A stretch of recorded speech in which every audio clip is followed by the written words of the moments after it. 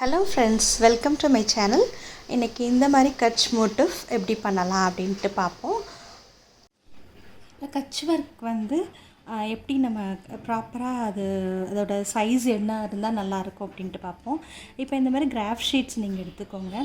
அந்த கிராஃப் ஷீட்டில் ஒரு 1/2 சென்டிமீட்டர் இருக்கிற அளவுக்கு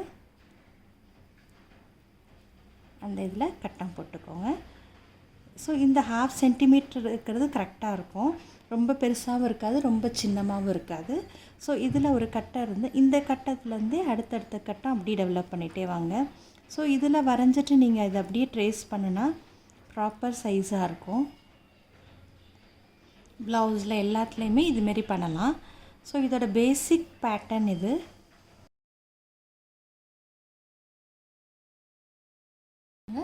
இதுதான் கட்ச் ஒர்க்கோட பேசிக் பேட்டர்ன்.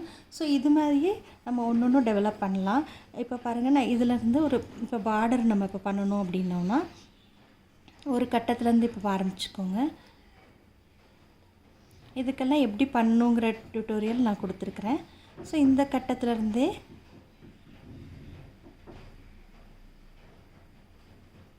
இது பிளெயின் பார்டர். ஸோ இது அப்படியே டெவலப் பண்ணிட்டு போனீங்கன்னா அது வந்து பிளெயின் பார்டர் நமக்கு கிடைக்கும். ஸோ இது வந்து ஒரு சின்ன மோட்டிவ். இப்போ நான் வந்து உங்களுக்கு அதுதான் இப்போ நான் சொல்லித்தர போகிறேன்.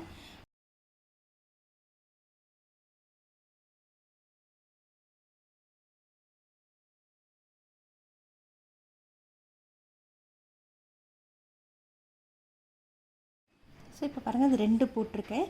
இதுக்கப்புறம் 3ஆவதும் போட்டுக்கணும். இந்த பக்கம் ஒன்று, இந்த பக்கம் ஒன்று போடணும். ஸோ இதிலேருந்தே நம்ம அப்படி டெவலப் பண்ணலாம்.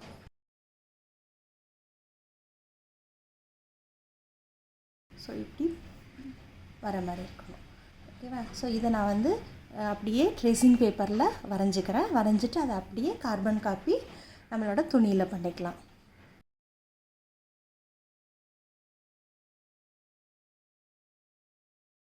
இந்த மாதிரி பின் பண்ணிக்கலாம். எந்த இடத்துல வேணுமோ அந்த இடத்துல ஃபஸ்ட்டு பின் பண்ணிட்டுருங்க.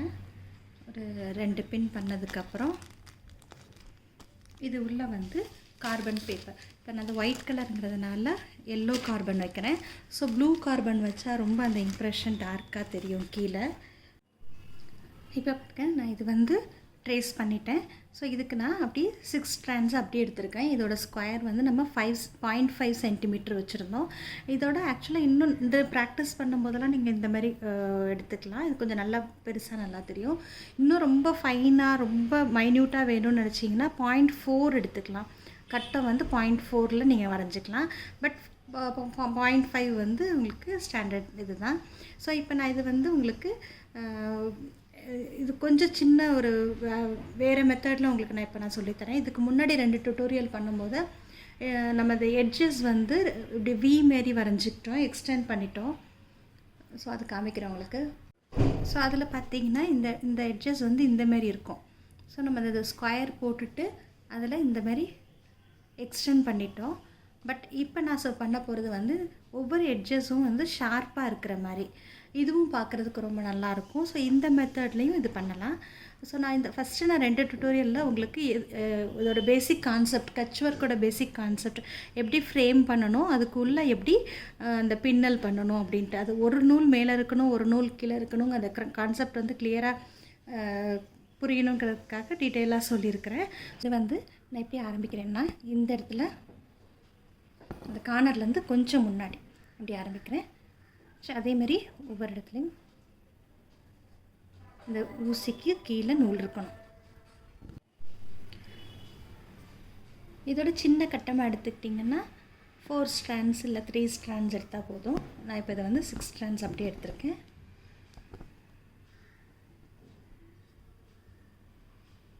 ஸோ நான் இப்போ பாருங்கள், இங்கேருந்து அப்படியே இந்த இடத்துக்கு வந்துட்டேன். ஸோ கரெக்டாக அந்த கோடு போகிற இடம் மாதிரி அப்படியே போகணும் ஒவ்வொரு இடத்துலையும். ஸோ இந்த மாதிரி நூல் வந்து கீழே இருக்கணும்.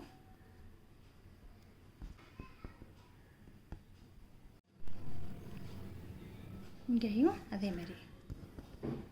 ஸோ வேறு எங்கேயும் பார்க்க வேண்டாம். இப்போ ஒவ்வொரு கட்டம் முடியும் போதும் இந்த ஒரு சின்ன கட்டம், ஒவ்வொரு கட்டம் இருக்குல்ல, ஸோ அது முடியும் போதையும் இதுக்கு உள்ளே விட்டுக்கோங்க நூலை. ஸோ இது ஒன்று தான் நீங்கள் கவனமாக பார்க்கணும். ஸோ இப்போ அடுத்த கட்டத்துக்கு போகிறேன். அடுத்த கட்டத்துலேருந்து இங்கேருந்து இங்கே வருது. ஸோ அந்த கோடு ஸ்ட்ரெயிட் லைன் எப்படி வருதோ அப்படி போகணும். இங்கேருந்து இந்த கோடு இங்கே வருது.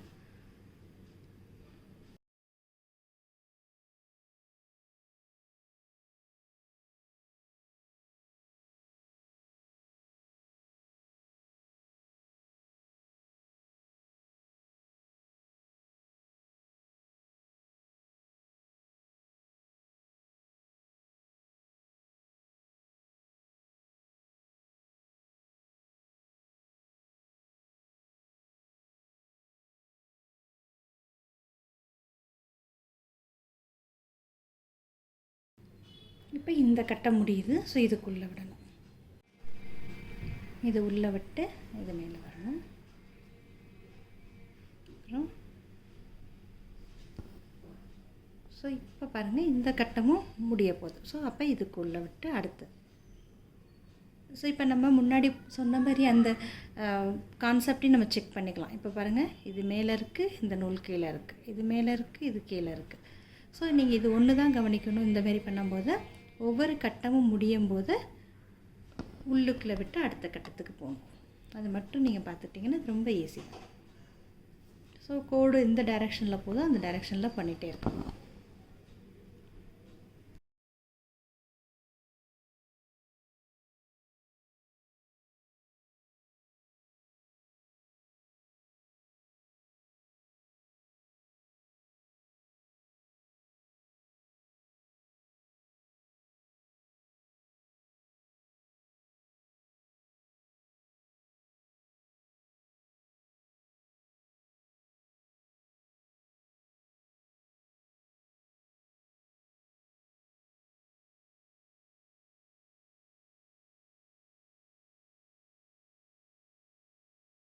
ஸோ இப்போ பாருங்கள் இந்த கட்டம் இப்படி உள்ளே முடிகிறதுனால இது உள்ளே வந்து இப்போ இங்கே பண்ணிட்டோம். ஸோ இந்த கட்டமும் இப்போ முடிய போகுது. ஸோ அதனால் இது உள்ளே விட்டு ஆரம்பிச்சு பண்ணிட்டு கீழே இதை விட்டுறணும். அவ்வளோதான். ஸோ பாருங்கள் ஃப்ரேமே இவ்வளோ அழகாக இருக்குது. ஸோ இந்த மெத்தட் இப்படி பண்ணிங்கன்னா நல்லாயிருக்கும். இப்போ பாருங்கள் எல்லாத்துலேயுமே ஒன்று கீழே ஒன்று அதுவாகவே ஃபார்ம் ஆகிருக்கும். இப்போ இது மேலே நம்ம எப்படி பின்னல் பண்ணலான்ட்டு பார்ப்போம். ஸோ இப்போ இதுக்கு மேலே பின்னல் பண்ணுறது நான் வேறு கலரில் பண்ணி காமிக்கிறேன். ஸோ நம்ம எங்கே முடித்தோமோ அந்த பாயிண்ட்லேயே இப்படி எடுத்துக்கணும். எடுத்துகிட்டு இப்போ அப்படி கிளாக் வைஸில் வரணும். பாருங்கள் இது உள்ளே விடணும். ஓகே, இது உள்ள திருப்பி விடணும். ஓகே, இப்போ இது அடுத்த பாக்ஸ் என்ட்ரு ஆகும்போது கீழே உள்ளே விட்டு என்ட்ரு ஆகணும். ஒவ்வொரு தடையும் ஒவ்வொரு பாக்ஸ்குள்ளே என்ட்ரு ஆகும்போது கீழே உள்ளே விடணும். பாருங்கள் இப்போ ஆட்டோமேட்டிக்காக இது கீழே, இது மேலே, இது கீழே அப்படி வரும். ஸோ ஒவ்வொரு தடவையும் ஒவ்வொரு இதில் என்ட்ரு ஆகும்போது உள்ளே விடணும். நம்ம ஃபஸ்ட் அந்த ஃப்ரேம் கரெக்டாக பண்ணால் தான் இந்த பின்னல் வந்து கரெக்டாக உள்ளே செட் ஆகி நிற்கும்.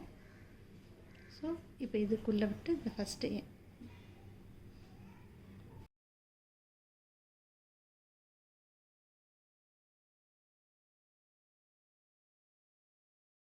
மட்டும் இந்த இதுக்குள்ளே இப்படி விடணும்.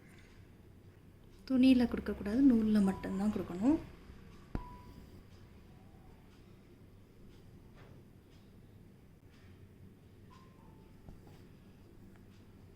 ஸோ இந்த கட்டை முடிய போகும்போது இது உள்ளேயும் இது உள்ளே விட்டு அதை மேலே தூக்கிட்டு அப்புறம் நீங்கள் அடுத்த கட்டத்துக்கு உள்ளே வரணும்.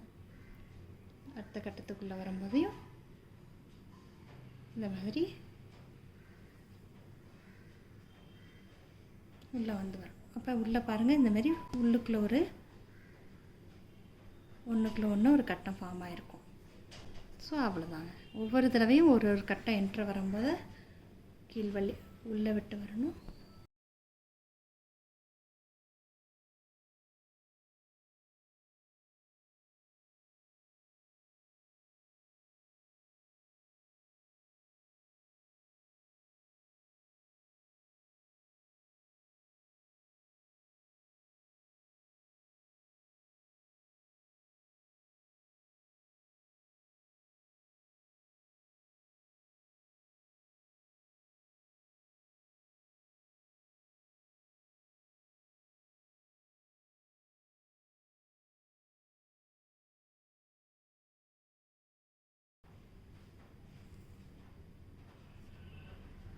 ஓகே, இப்போ பாருங்கள் உள்ளுக்குள்ளே அந்த கட்டை அழகாக தெரியும்.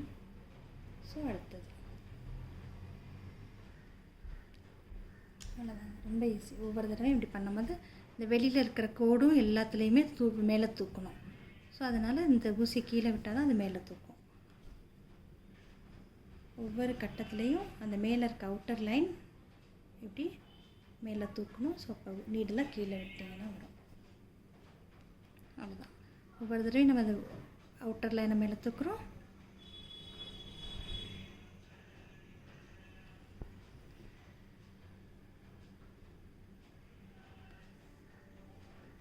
அப்புறம் இங்கே வந்து இதையும் உள்ளுக்குள்ளே இது போயிருக்குல்ல, அதையும் மேலே தூக்கிட்டு அடுத்ததுக்கு வரும்.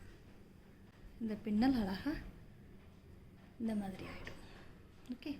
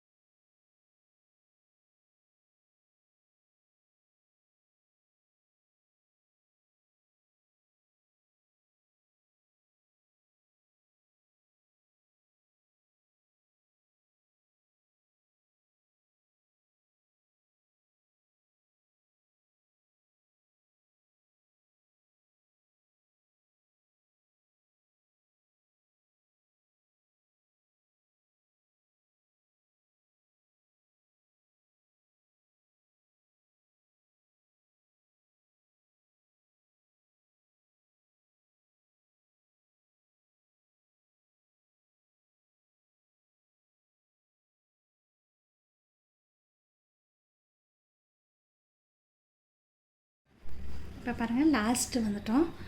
ஸோ அதே மாதிரி உள்ளுக்குள்ளே ஃபுல்லாக பின்னல் பண்ணியாச்சு. லாஸ்ட்டு வர்றதும் அதே தான். கட்டை என்ட்ரு ஆகும்போது அந்த கூட மேலே தூக்கிட்டு உள்கட்டம் உள்ளே இருக்கிற அந்த நூலையும் மேலே தூக்கிட்டு அப்புறம் நம்ம இதை உள்ளே கொடுத்து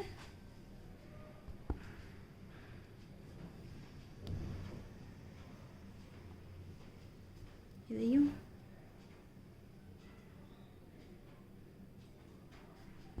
மேலே தூக்கி இது நடுவில் உள்ளே கொடுத்து முடிச்சிடலாம். ஸோ எல்லா இடமும் ஈக்குவலாக ஒரே மாதிரி பின்னல் வந்துடும். ஸோ அவ்வளோதாங்க. ஸோ இந்த மெத்தடில் நீங்கள் பண்ணால் ரொம்ப நல்லாயிருக்கும். ட்ரை பண்ணி பாருங்கள். ஸோ இந்த மாதிரி ஷார்ப் எட்ஜஸ் வரதும் அந்த கட்ச் ஒர்க்கில் ரொம்ப அழகாக இருக்கும். இது மாதிரி நீங்கள் சிம்பிளாக சின்ன பார்டர் பண்ணுற எந்த ஒரு மோட்டிவ் பண்ணாலும் இந்தமாரி ஷார்ப்பில் பண்ணாலும் நல்லாயிருக்கும். நான் இதை வச்சு ஒரு டாப்ஸில் ஒரு டிசைன் பண்ணியிருக்கேன், அது காமிக்கிறேன்.